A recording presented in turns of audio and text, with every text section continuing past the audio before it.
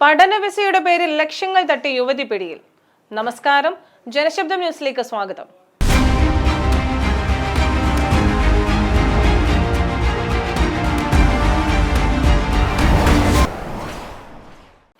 വിദേശ പഠനത്തിന് വിസ തരപ്പെടുത്തി നൽകാമെന്ന് വിശ്വസിപ്പിച്ച് പലപ്പോഴായി 10.5 ലക്ഷത്തോളം രൂപ തട്ടിയെടുത്ത യുവതിയെ തിരുവല്ല പോലീസ് അറസ്റ്റ് ചെയ്തു.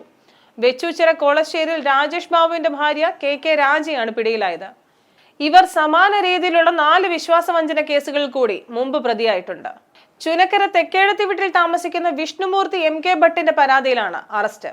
ഭട്ടിന്റെ മകൾക്ക് അമേരിക്കയിൽ ഉപരിപഠനത്തിന് വിസ ശരിയാക്കി നൽകാമെന്ന് വിശ്വസിപ്പിച്ചാണ് പണം വാങ്ങിയത്.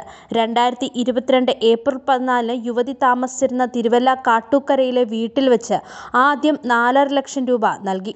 തുടർന്ന് പലപ്പോഴായി ഭട്ടിന്റെ വെച്ചൂച്ചിറയിലെ സെൻട്രൽ ബാങ്ക് അക്കൗണ്ടിൽ നിന്നും യുവതിയുടെ റാന്നി കാനറ ബാങ്ക് അക്കൗണ്ടിലേക്ക് ഗൂഗിൾ പേ വഴിയും അക്കൗണ്ട് മുഖേനയും 5,100,288 കൈമാറിയെടുത്തു. ആകെ 10,40,288 രൂപയാണ് ഇത്തരത്തിൽ യുവതി കൈക്കലാക്കിയത്. ഈ വർഷം ഓഗസ്റ്റ് 24-നാണ് ഭട്ട് തിരുവല്ല പോലീസ് സ്റ്റേഷനിൽ പരാതി നൽകിയത്. തുടർന്ന് SI മുഹമ്മദ് സാലിഹിന്റെ നേതൃത്വത്തിൽ കേസെടുത്ത അന്വേഷണം ആരംഭിക്കുകയായിരുന്നു.